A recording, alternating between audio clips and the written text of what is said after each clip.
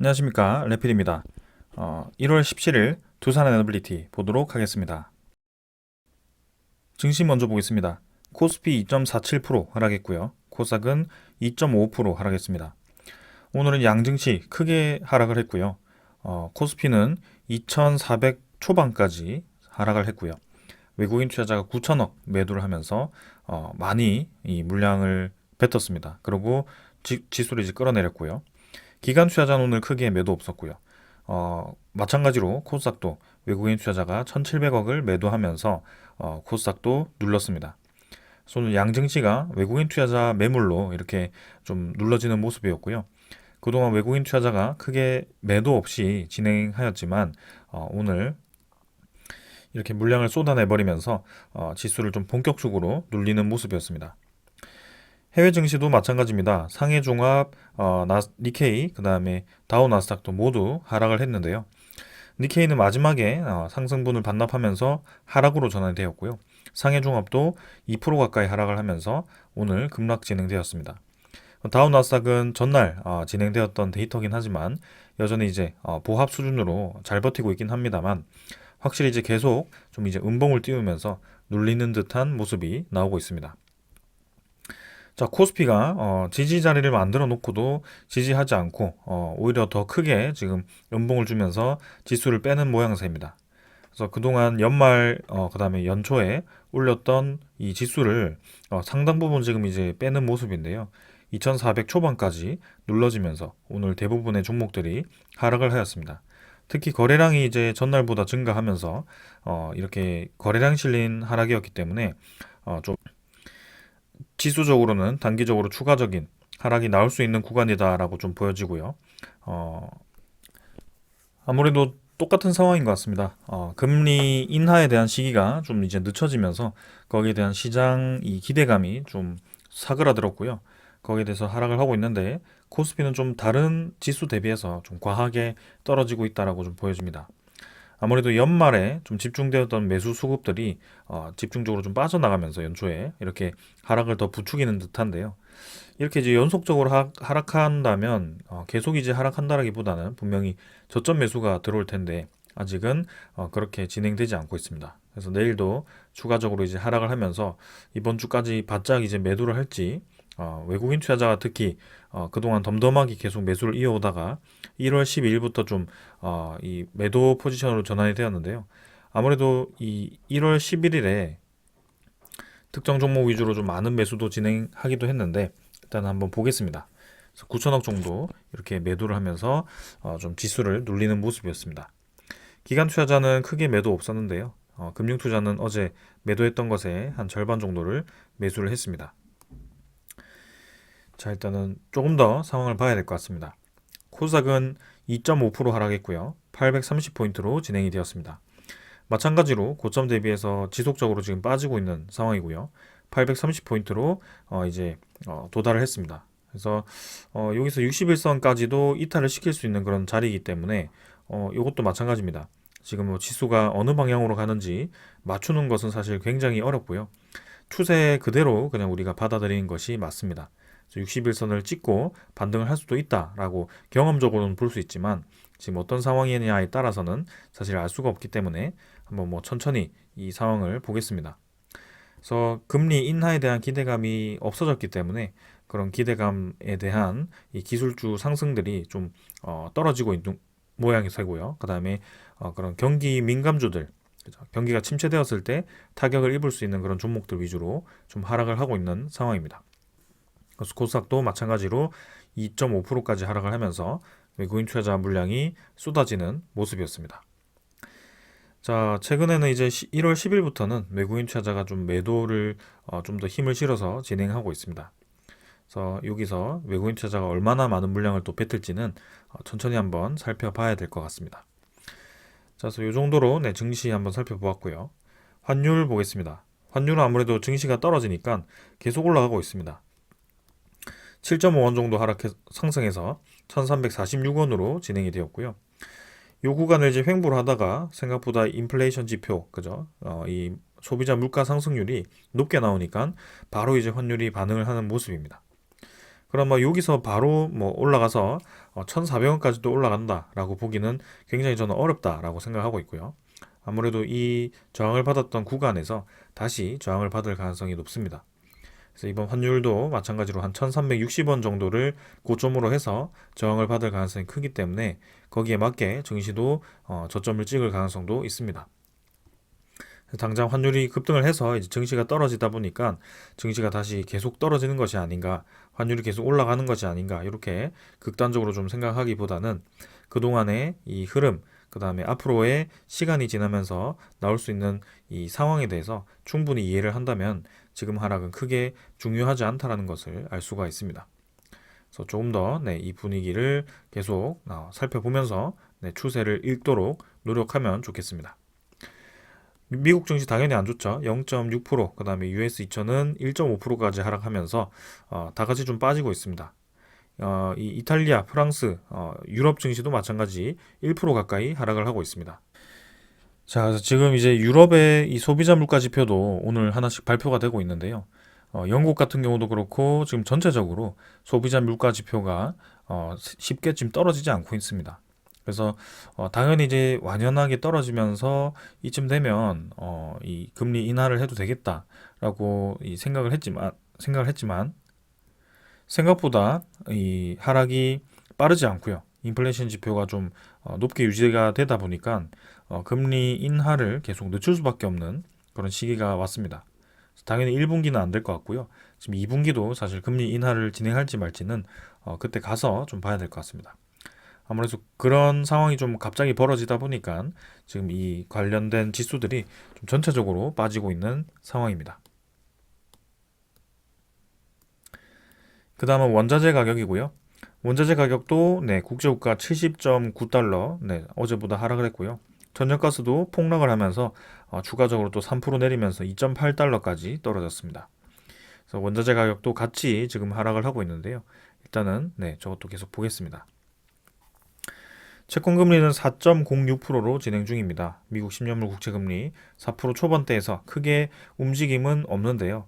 이것도 마찬가지로 좀 주시를 계속 해야 될 것 같습니다. 그래서 쉽사리 지금 떨어지지 않고 이런 지표들이 버티고 있는데요. 여기서 더 올라간다면 다시 한번 또 증시에 부담스러운 상황이 될 수 있습니다.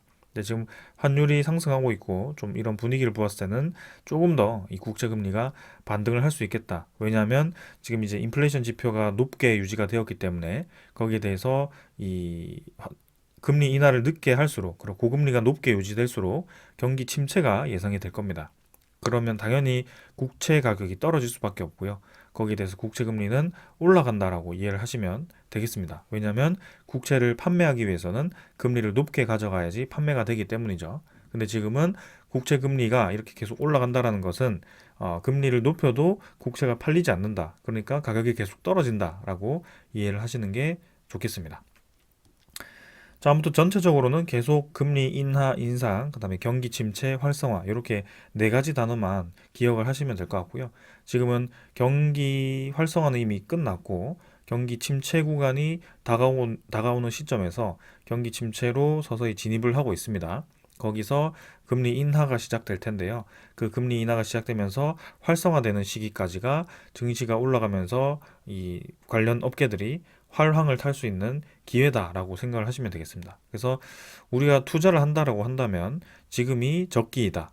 우리가 이 활황기에 투자를 해서 지금 침체기까지 버티면서 이전에 있었던 그런 기간들을 기다렸는데도 수익을 보지 못했다라고 비판을 할 게 아니고 지금이 투자 적기다라고 생각을 하고 앞으로 향후 3년 정도를 좀 본다면 확실히 좋은 결과가 있을 겁니다.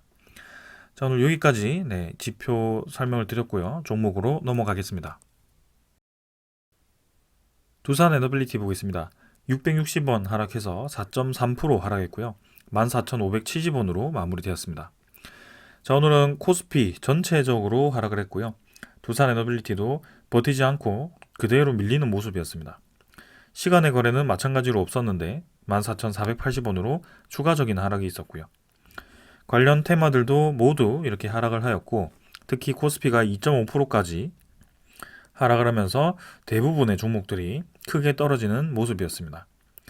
그래서 이 하락을 보고 두산 에너빌리티가 또 본격적인 하락이 시작되었다라고 판단하기는 어렵고요.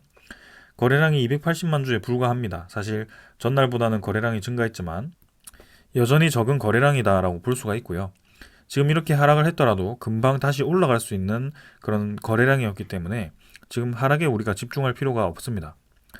사실 이제 차트만 보면 겨우겨우 이제 지지를 하면서 다시 이제 이 흐름을 만들던 그 자리에서, 특히 이 음운구름, 양운구름 사이에 뚫고 나가는 그 자리에서 또 이렇게 음봉을 하나 띄우면서 또 질질 끄는 모습이 나오는데요.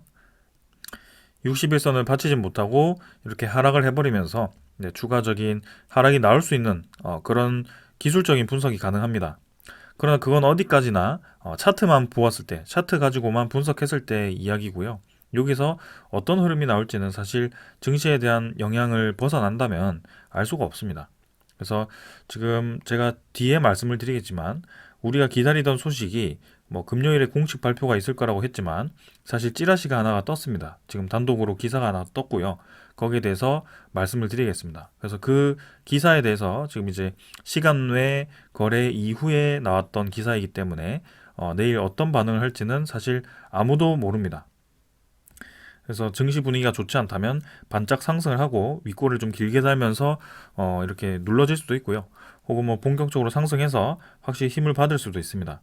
그래서 증시 분위기가 좋을 때 좀 그런 소식이 나왔으면 하는 바람이었는데 좀 아쉽기는 하지만 확실히 이제 내일은 좀 오늘과는 다른 흐름이 나올 거라고 기대하고 있고요. 그래서 결국에는 차트를 가지고 우리가 보아봤자 앞으로 어떤 흐름이 나올지는 아무도 알 수 없습니다. 그래서 당연히 뭐 60일선 지지하면서 올라갈 수도 있다라고 판단할 수 있고, 60일선 깨면서 떨어졌을 때 이 바닥까지 떨어질 수 있다라고 판단할 수 있지만, 그건 어디까지나 과거의 데이터를 기반으로 해서 그냥 그림 그리기에 불과합니다.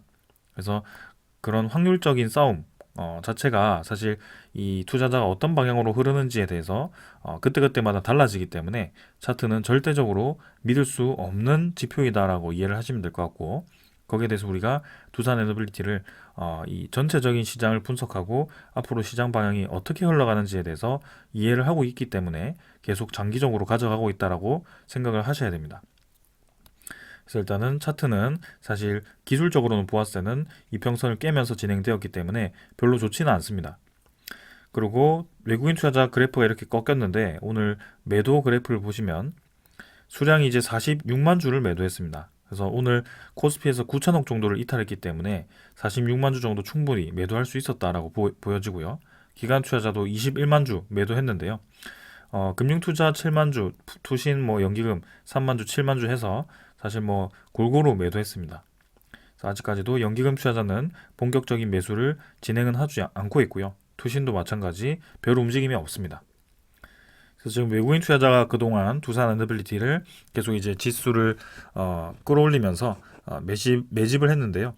오늘 같은 경우는 전체적인 매도 물량으로 인해서 좀 기계적인 매도가 나왔다라고 생각합니다. 그래서 이렇게 같이 좀 떨어졌다라고 보여지는데, 뭐 크게 거래량도 없었고요. 거래량이 없이 떨어졌다는 것은 거래량 없이 다시 올라갈 수 있다라고 보시면 될 것 같습니다. 자, 그래서 그동안 계속 재미없는 흐름이 이어졌죠. 0%, 1%, 2%, 거래량도 없이 1%, 2%, 0% 이렇게 한 달 내내 이런 흐름이 이어졌고, 오늘 이제 거래량 없이 또 4% 떨어지니까 당연히 이제 기분이 좋지 않지만 거기에 대해서 다시 반등할 수 있는 힘은 확실히 있다라고 말씀드리고 싶습니다. 그래서 요 두산 에너빌리티 차트를 보기 전에 먼저 코스피에 대한 차트가 어떻게 진행이 되고 있는지를 보시면 확실히 지금 이 추세가 두산 에너빌리티가 좋지 않아서 떨어지는 것이 아니라 그냥 대형주 종목이 전체적으로 떨어지고 있구나라고 보시면 될 것 같고, 그 이유는 당연히 이 금리에 대한 인하 기대감이 꺾이면서 최근에 이 물가 지표가 좀 높게 나오면서 관련 이 모든 지표들이 떨어졌다라고 보시면 될 것 같습니다.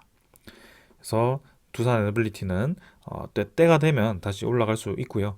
증시가 좋지 않을 때 또 그런 호재 이슈가 나왔을 때 과연 이제 특정 테마 위주로 좀 힘있게 올라갈지, 혹은 증시 하락에 묻혀서 그 호재 테마가 호재 소식이 좀 덜해질지, 그거는 알 수 없습니다. 그래서 한번 앞으로에 대한 이 흐름을 계속 지켜보자라고 말씀을 드리겠습니다. 저는 뭐 기술적인 부분은 더 말씀드릴 건 없는 것 같습니다. 네, 그래서 진행은 좋지 않았지만 마지막에 소식이 하나 들려왔기 때문에 그건 조금 있다가 같이 확인을 해보자 라고 넘어가겠습니다. 그 다음 공매도 잔고 살펴보겠습니다. 잔고는 690만 주로 진행이 되었고요. 전날보다 줄긴 했습니다. 적은 양이지만 꾸준히 줄고 있고요. 오늘도 공매도 거래량은 없었습니다. 그래서 17일에 외국인 투자자가 지금 46만 주 정도 매도를 했는데 얼마나 많은 물량이 또 공매도화 되었을지 혹은 공매도가 지속적으로 상환이 되었을지 그런 것들을 보겠습니다. 오늘도 아까 거래원을 보시면 신한증권 위주로 신한창구에서 또 매도 물량이 쏟아졌습니다. 주로 이 매도가 쏟아지고 주가가 눌러질 때는 이 신한증권을 통해서 외국인 투자자가 매도를 하는 모양새고요. 특히 오늘은 UBS가 많은 매도를 진행했습니다. 그래서 모간서울, JP모간은 어제도 이렇게 매수를 진행했고요. 오늘은 매수 창구에는 드러나지 않았지만 이 모간서울은 조금 매도했는데요. 그래도 확실히 공매도 잔고는 계속 줄고 있기 때문에 전체적으로는 꾸준히 매수를 하고 있다라고 보시면 될 것 같습니다.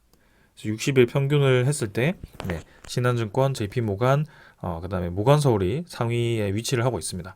그만큼 60일 동안, 2달 동안 많은 매수를 진행했다라고 보시면 될 것 같고 오늘의 이 하락과 함께 외국인 투자자 매도가 쏟아진 것은 전체적인 코스피의 그런 기계적인 매도였다라고 보시면 되겠습니다. 그 다음은 이제 대차장고고요. 대차장고는 오늘 상환없이 체결이 25만 주 늘어서 2,370만 주로 진행되었습니다. 그래서 뭐 전날 대비해서 20만 주 늘긴 했지만 크게 뭐 많은 물량 아니기 때문에 넘어가겠습니다. 자, 그리고 전날은 14만 주 플러스 오늘은 46만 주 추정해서 매도해서 25만 주 매도로 줄기는 했습니다. 그래서 생각보다 물량이 많이 쏟아지지는 않았다. 그래서 이틀 정도 매수했던 거 뭐 뱉었다라고 생각하면 될 것 같고요. 주가가 하락한 거 대비해서는 물량이 크게 많지 않았다. 그만큼 거래량도 부족했고 사실 4%가 떨어진 게 숫자만 떨어진 것이지 크게 우리가 이 불안해할 만한 건덕지가 되지 않는다라고 생각합니다. 14.74% 여전히 외국인 투자자는 많은 물량을 가지고 있고요. 두산 에너빌리티 지분을 계속 늘리는 추세는 이어지고 있다라고 보시면 되겠습니다. 자, 기술적인 부분은 이 정도로 설명드리고 빠르게 이제 넘어가도록 하고요. 오늘 이제 소식 전해드리겠습니다. 자, 지금 단독으로 이제 소식이 나왔고요. 지금 다른 쪽에서는 소식이 퍼지지는 않았습니다. 여기서 이제 단독으로 소식이 나왔는데 원전 4기가 이제 추가 확정이 되었다라고 나왔습니다. 그래서 2기는 이제 신규 부지에 짓는다라고 하는데 내용을 살펴보시면 정부가 신규 원전 4기 추가 건설 방안을 11차 전력수급 기본계획의 초안에 포함을 한다. 그래서 2기는 기존에 확보해둔 부지에 짓고 나머지 2기는 신규 부지를 물색해서 건설한다라는 안이라고 합니다. 그리고 신규 원전 4기에 더해서 10차 전기분에서 비중을 대폭 줄였던 액화 천연가스 발전을 더 늘리기로 했다라고 얘기를 했고요. 그래서 신재생 에너지를 보완할 수 있는 에너지원으로 이 액화 천연가스를 선택을 한 것 같습니다. 그래서 산업통상자원부가 이달 말 또는 다음 달 초에 11차 전기본 초안을 확정하고 발표할 계획이었는데 이미 이렇게 이 원전 확대폭은 4기로 확정이 되었다라고 얘기를 하고요. 새 원전 건설 시기는 시차를 두고 진행이 된다라고 합니다. 그래서 2기는 기존에 확보한 부지를 활용한다라고 하는데 여기 이제 천지나 그런 대진이 아니고 이제 한국소련원자력이 이미 이제 부지를 확보해 둔 것으로 보여집니다. 그래서 강원도 삼척시와 경북 영덕군에 검증된 부지가 있다라고 합니다. 그래서 주민 호응이 높은 영덕군이 부지로 유력하다라고 하고요. 이곳은 2017년에 신규 원전 4기를 건설을 백지화하면서 주민 반발이 컸던 지역이라고 하면서 주민에 대한 수용성도 높다라고 강조를 했습니다. 그리고 이제 나머지 2기는 신규 부지를 확보해서 건설하기로 이제 가닥을 잡았다라고 하고요. 부지의 안전성 검증과 주민 동의 등 이제 선행 작업이 필요해 보인다. 그래서 부지 선정을 다시 해야 된다라고 보여지면서 조금 이제 이 선정까지 한 뭐 2, 3년 정도의 시간이 필요해 보입니다. 근데 앞선 두 기는 금방 이제 부지가 확보되어 있기 때문에 빠르게 진행 가능하다라고 보시면 되겠습니다. 그래서 두산 에너빌리티 입장에서는 우리나라 신한울 3, 4, 5기 이 국내 건설에 있어서 총 2기 짓는데 4조 가까이를 수주했다라고 본다면 총 4기를 이제 확정 지었기 때문에 8조 가까이의 신규 수주량이 확보할 수 있는 수주량이 생겼다라고 보시면 되고요. 거기에서 끝나는 것이 아니라 LNG 발전까지 확대를 하면서 두산 에너빌리티가 야심차게 개발한 가스터빈이 아주 많이 투입이 될 이 발판이 마련이 되었다라고 보시면 되겠습니다. 그래서 이 LNG 발전을 11차 전기본에 얼마나 늘리지는 아직 포함이 되지는 않았고요. 그 이외에도 이제 소형 모듈 원전과 수소 연료 전지 관련 기술 개발과 투자 확대 방안도 초안에 담을 계획이라고 합니다. 자, 그러면 지금 11차 전력 수급 기본 계획에 이제 어떤 것이 나올지 지금 나왔죠? 원전 4기 건설, 그 다음에 이 LNG 발전 비중 확대, 그다음에 소형 모듈 원전, 수소 연료 전지. 이 4개를 전부 다 할 수 있는 기업은 우리나라에 단 하나뿐에 없습니다. 두산 에너빌리티밖에 없고요. 네, 11차 전력 수급 기본 계획이 두산 에너빌리티가 두산 에너빌리티를 위해서 만들어졌다라고 해도 과언이 아닐 정도로 그만큼 지금 많은 이 두산의 기술들이 들어가 있습니다. 저는 그래서 대형 원전 내기가 돼서 사실 좋긴 하지만 그 이외의 산업들도 다 같이 지금 들어갈 수 있다는 것에서 상당히 지금 두산 에너빌리티가 관심을 받을 수 있다라고 생각이 되고요. 아주 좋은 기회인 것 같습니다. 가스터빈 얘기가 나왔기 때문에 두산 에너빌리티 가스터빈에 대한 기술을 잠깐 짚고 넘어가겠습니다. 이건 두산 에너빌리티 홈페이지에 있는 가스터빈이고요. 네, 제품 소개를 들어가시면 바로 이렇게 아래에 제품들이 나오게 됩니다.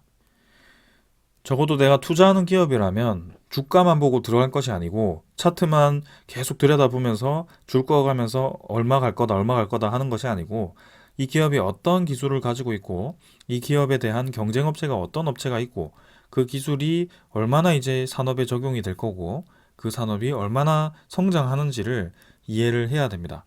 그래서 제가 거기에 대해서 계속 말씀드리고 있고요. 그거를 계속 공부를 하시고 꼭 이 에너지 시장이 아니고 다른 뭐 반도체 시장이라든지 뭐 그런 뭐 통신 시장이라든지 차량 시장이라든지 뭐 그런 쪽에 확대 적용을 할 수 있습니다. 그래서 지금 우리가 이 기업에 있어서 어떤 접근을 하는지를 좀 이해를 하시면 좋겠고요. 네, 계속 진행해 보겠습니다. 자, 뭐 DGT6 300H, 뭐 DGT6 300H2 뭐 이렇게 계속 모델들이 나옵니다. 근데 발전 출력을 보면 270MW, 380MW, 90MW, 그 다음에 5MW입니다. 그래서 발전 효율이 이제 이 용량이 클수록 높아지는 모양새고요. 이 380MW급은 발전 효율이 63% 이상일 만큼 상당히 효율이 좋습니다. 그리고 이제 대형 출력을 가진다는 점에서 우리나라가 세계 5번째로 가스터빈을 국산화한 대표 기업으로 두산 에너빌리티가 있고요. 한화 쪽에서도 지금 가스터빈에 도전을 하고 있지만 아직 이 대형 시장에서는 두산 에너빌리티가 유일합니다. 자, 그리고 여기 이 파란색 마크 있죠? H2라고 적혀 있습니다. H2는 수소 연소가 가능한 가스터빈 제품이라고 나와 있습니다. 그래서 두산 에너빌리티는 지금 납품하고 있는 모든 가스터빈 모델들이 수소 연소가 가능하다라고 표기를 해놓았고요. 앞으로 LNG 발전에서부터 이 수소 전환까지를 다 생각을 하고 모델화 시켜 놓았습니다. 자, 그렇다고 한다면 우리나라 정부가 사실 LNG에 대한 가격 변동으로 인해서 사실 한국전력이라든지 한국수력 원자력이 좀 많은 그런 적자를 입었는데요. 거기에 대해서 지금 원자력 발전에 대한 발전 비중을 높이면서 LNG 발전에 대한 그런 이 적자분을 만회하기 위해서 노력하고 있습니다. 근데 다시 LNG 발전을 11차 전력 수급 기본 계획에 높인다는 것은 조금 이제 의아하기도 하죠. 근데 결국에는 이 두산 에너빌리티의 이 가스터빈 모델을 살펴보시면 LNG에서 수소로 전환한다라는 것을 볼 수가 있습니다.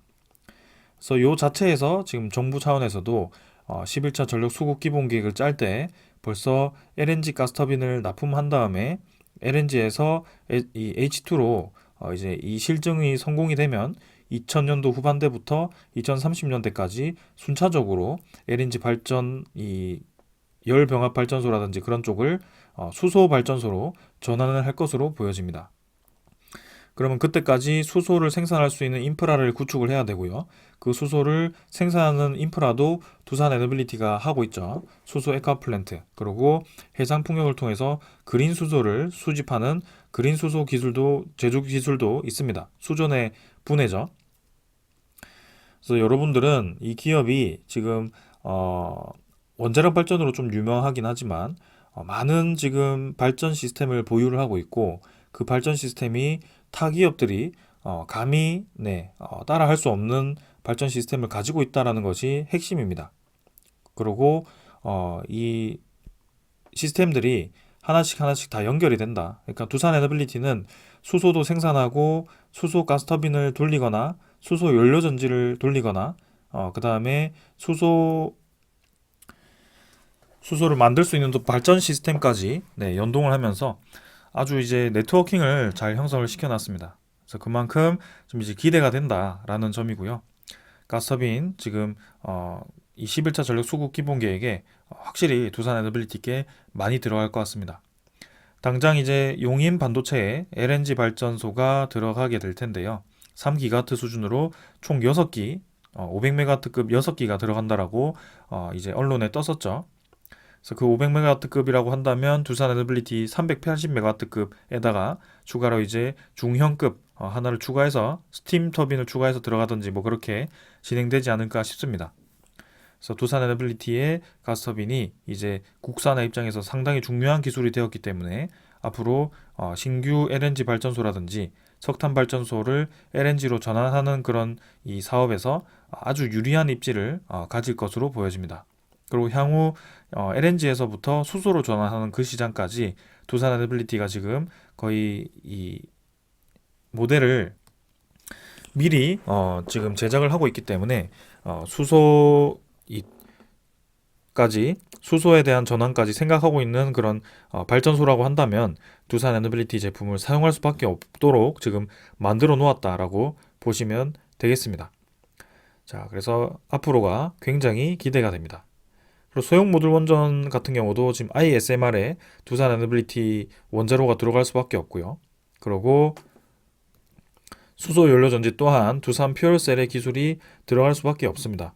그래서 두산 퓨얼셀도 지금 앞으로 이제 분산 에너지법이 통과되고 그런 에너지 분산이 적용이 되면 수소 연료 전지가 확대가 될 거고 거기에 대해서 주가가 좀 좋게 반응할 것으로 보여집니다. 자, 그래서 이렇게 전체적으로 시장을 보고 있고 지금 우리나라만 보았을 때는 앞으로 한 향후 6년 정도를 보았을 때는 두산 에너빌리티 기술들이 많이 포함될 것으로 보여집니다. 자, 그 다음 이제 해외 시장을 보겠습니다. 지금 이제 우리나라 총리가 스위스 다보스에서 이제 원전 주제로 우리나라를 홍보를 한 것 같고요. 이 스위스 다보스에서 원자력 발전이 이 주제로 열린 것이 처음이라고 합니다. 그래서 그만큼 지금 전 세계가 원자력 발전에 대한 관심을 가지고 있다라고 보시면 될 것 같고 그동안 이제 우리나라보다 앞선 유럽에서부터 신재생 에너지에 대한 비중을 많이 높였는데요. 근데 신재생 에너지가 막상 주 에너지원으로 사용을 하려고 보니까 효율이 떨어지는 구간이 있더라. 그래서 그 효율을 떨어지는 구간을 LNG로 채웠더니 그 LNG가 상당히 이제 가격 변동에 심해서 그게 좀 에너지 안보 입장에서는 굉장히 부담스러웠다라는 것이죠. 그래서 기저 에너지원인 원자력 발전이 일정 기준 이상은 필요하겠다라고 세계 이 각국들이 이제 인정을 하기 시작한 거고요. 그리고 꼭 이 신재생 에너지가 모든 국가에 적합한 것은 아닙니다. 바람이 많이 부는 곳은 해상 풍력이 필요할 거고 적합할 거고 그 다음에 태양광이 많이 그죠? 태양이 뭐 1년 내내 이제 비추는 그런 이 일조량이 높은 곳은 태양광이 또 유리할 거고요. 근데 태양이 또 약하고 바람도 방향이 계속 바뀌고 이러는 국가들은 사실 신재생에너지에 대한 비중을 아주 높게 가져가기가 쉽지가 않습니다. 그래서 그런 입장에서는 지금 이제 원자력 에너지를 검토할 수밖에 없고, 특히 그런 국가들 위주로, 동유럽 국가들 위주로 원자력 발전에 많은 관심을 가지고 있습니다. 자, 그 중에 하나인 이제 체코가 곧 이제 입찰 선정에 들어가게 됩니다. 그래서 황주호 이제 한수원 시장이 이제 체코 원전 수주를 위해서 두산 스코다 파워와 총력전을 펼친다라고 하고요. 2018년에 체결한 MOU를 갱신해서 신규 원전 사업 개발, 그 다음에 R&D 협업을 다시 진행한다라고 합니다. 그래서 체코에 간 김에 이제 두산 스코다 파워를 이제 이렇게 또 이제 순찰을 하면서 네, 협력을 다졌고, 그 다음에 두산 스코다 파워는 또 이제 각 이 체코 내에 있는 이 기업들과 네트워킹을 많이 형성해 놨기 때문에 핵심 기업이다라고 보시면 되겠습니다. 그래서 한국 이 두산 에너빌리티가 두산 스코다 파워를 인수를 했기 때문에 이런 기회가 생겼다라고 보시면 될 것 같고요. 제조 기술도 뛰어나고 가격도 저렴하고, 그 다음에 이 국내에, 그죠? 체코 입장에서는 국내에 이 많은 기업들이 그 체코 원전 건설에 직접적으로 참여할 수 있다는 것이 상당히 큰 강점이 될 겁니다. 단 하나 이제 웨스팅하우스가 계속 이제 딴지를 걸어서 좀 이제 소송전에 휘말리긴 했지만, 그 소송에 대한 결과가 사실 지금 빨리 나오고 있지는 않습니다. 그래서 중재를 통해서 합의를 시도하고 있지만 그마저도 지금 쉽지는 않지만, 결국에는 중요한 것은 그 소송이 진행되어서 완전히 이제 수출이 아예 진행을 하지 못하는 것은 아닙니다. 그 결과가 늦게 나오더라도 일단 수출은 진행되는 것이고, 수출이 진행되었을 때 거기에 대한 뭐 이 웨스팅하우스의 유리한 상황을 손을 들어준다면 우리나라가 이제 위약금을 물면 되는 거고요. 만약에 우리나라의 유리한 상황을 들어주면 그냥 수출로서 끝나는 거고요. 그렇게 진행이 될 겁니다. 근데 이 사안이 굉장히 국가적으로도 민감하고 그다음 기업적으로도 민감하기 때문에 이 중재하는 입장에서도 한쪽을 100% 손을 들어주기가 굉장히 힘들 겁니다. 그래서 몇 대 몇으로 이제 처리를 할 텐데, 그 과정에서 수출이 완전히 금지된다는 것은 사실 있을 수 없는 일이고, 어느 정도의 로열티를 배분을 해서 이렇게 나눠 먹기를 하는 뭐 그런 구조가 될 것 같습니다. 그리고 웨스팅하우스 입장에서도 계속 강조를 드리지만, 그 웨스팅하우스가 점점 이제 프로젝트를 많이 진행하고 수주를 많이 할수록 그 건설에 대한 부담감이 계속 늘어날 겁니다. 그러면 본인이 협의하고 있는 그런 벡텔사가 그 많은 프로젝트를 진행을 해서 만약에 순차적으로 진행된다면 문제가 없겠지만, 순차적으로 진행되지 않았을 때가 상당히 큰 문제가 있을 텐데요. 대표적인 이제 프로젝트 하나가 보글 3, 4호기였기 때문에 조금은 신뢰도가 높은 파트너를 원할 수도 있습니다. 그 파트너가 우리나라 기업들이 될 수가 있고요. 특히 한번 이 파트너로서의 협력을 해왔기 때문에 그런 이 네트워킹도 있고 노하우가 있습니다. 그래서 아무래도 진행했던 업체들을 선호할 것으로 좀 보여지고, 두산 에너빌리티도 상당히 이 폴란드 1차 원전이라든지 뭐 그런 다른 이 웨스팅하우스가 수주한 프로젝트에 같이 협력할 가능성이 상당히 높다라고 저는 판단을 합니다. 그래서 그때까지 천천히 우리는 이 상황을 즐기고 있으면 되겠습니다. 자, 그래서 황주호 한수원 사장이 이제 관련 기업을 이렇게 이 협력을 했고, 그럼 이제 체코 고위급 인사와 뭐 만남을 가질지는 한번 보겠습니다. 아무래도 2월 달에 결정이 되기 때문에 3월에는 발표를 할 거고요. 그래서 이 업체 선정은 사실 2월에 마무리되고, 그걸 이제 정부 쪽에 넘겨서 최종 이 안을 이제 3월에 발표하는 거거든요. 그래서 2월 전까지는 아무래도 각국이 계속 이 총력전을 펼칠 것으로 보여집니다. 자, 그리고 IEA 세계 에너지 시장의 사무총장이죠. 그래서 원전이 에너지 가격 안정에 핵심적인 역할을 한다라고 공식적으로 발표를 했습니다. 그래서 계절 변화가 뚜렷한 나라에서는 신재생 에너지뿐만이 아니고 원자력 발전이 중요한 역할을 할 수 있다라고 이 스위스 다보스에서 얘기를 했고요.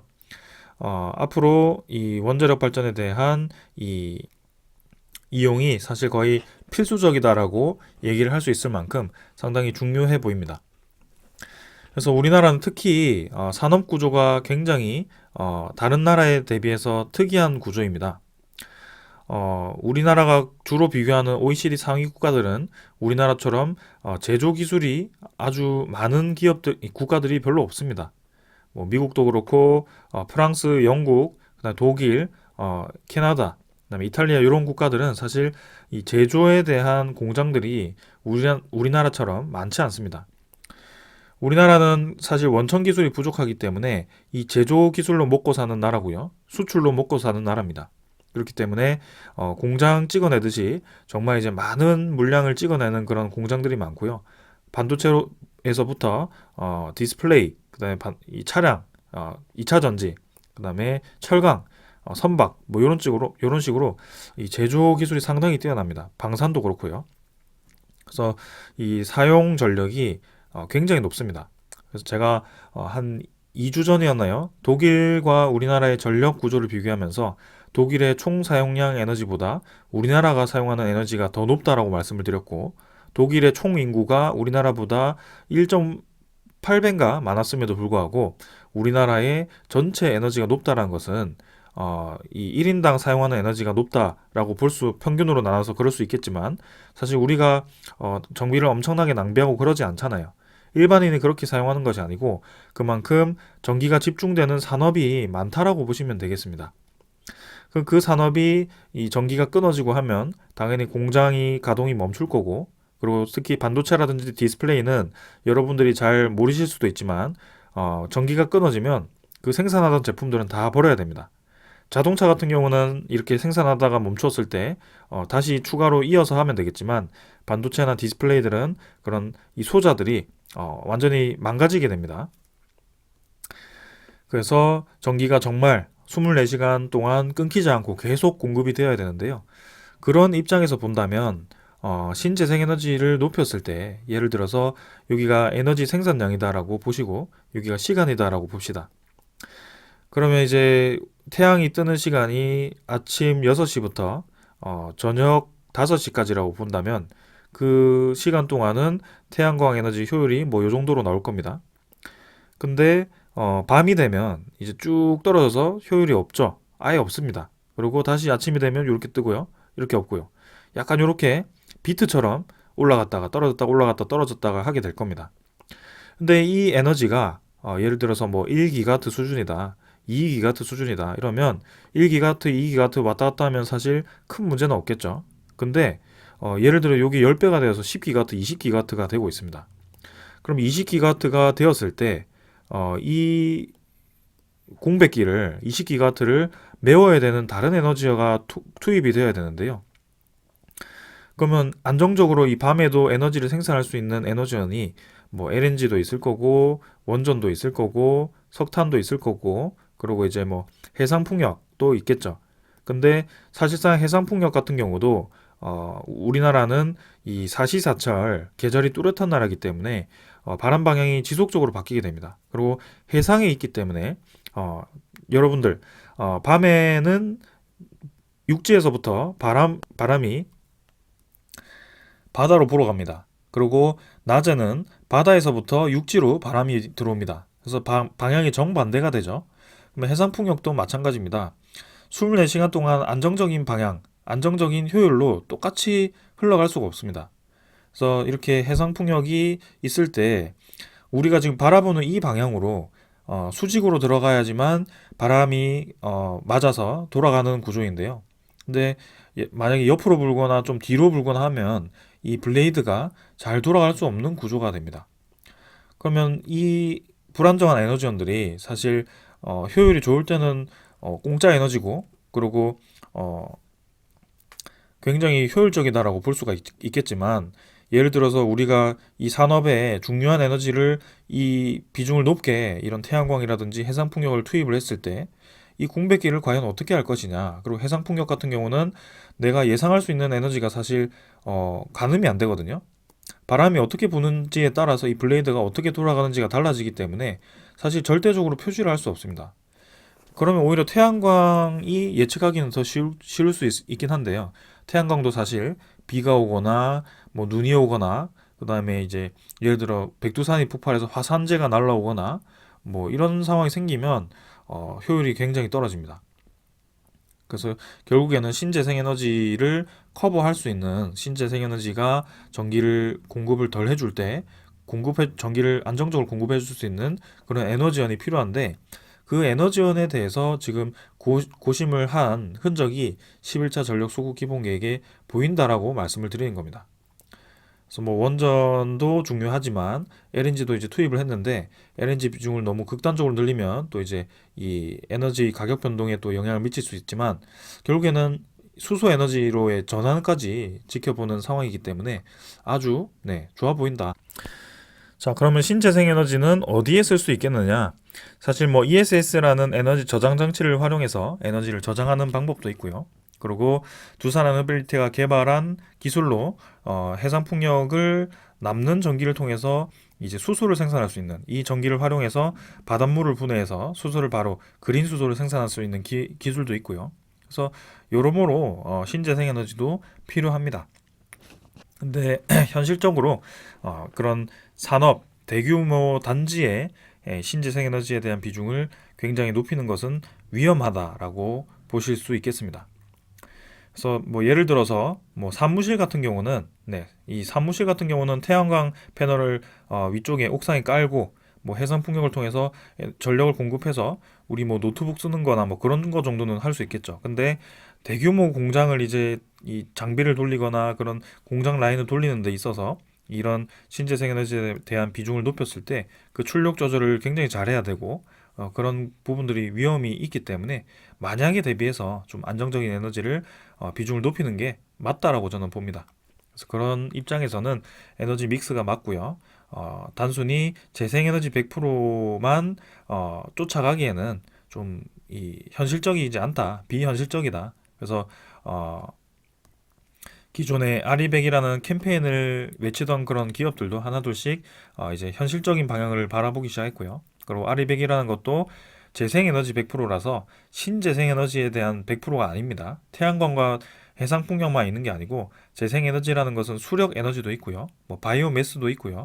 그런 폐전 에너지와 플랜트도 있고요. 여러 가지가 있습니다. 그래서 그런 것들을 극단적으로 우리나라는 너무 이제 한쪽으로 쏠린다라는 느낌이 있는데 그렇다기보다는 좀 이제 좀 분산 에너지를 활용해서 진행한 게 맞다. 그리고 아무리 해외 대기업이 그런 캠페인을 이용해서 그렇게 뭐 점수를 매기겠다라고 하더라도 효율적이지 않다면 그 기업이 바뀌어야지 우리가 바뀔 필요가 없잖아요. 그래서 그 기업도 결국에는 전환을 할 거라고 봅니다. 아무튼 지금 두산 에너빌리티의 유리한 상황으로 시장 상황이 흘러가고 있다라고 이해를 하시면 될 것 같고요. 11차 전력 수급 기본 계획이 공식적으로 발표된 것은 아니지만 신규 원전 4기와 LNG 비중 확대, 그리고 수소 연료 전지 확대, SMR에 대한 확대가 포함이 된 만큼 두산 에너빌리티가 상당히 유리해 보인다라고 보시면 되겠습니다.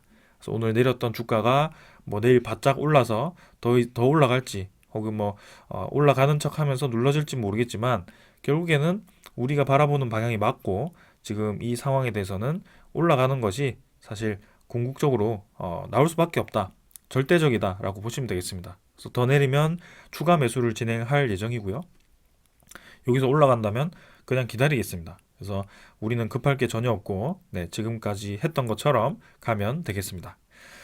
자, 심적 부담감이 크겠지만 여러분들 조금만 더 힘을 내시면 되겠고요. 지금 코스피가 내린 거 이외에는 오늘 큰 문제 하나도 없었습니다. 그래서 흔들리지 마시고 지금 가던 길 같이 계속 갔으면 좋겠습니다. 감사합니다.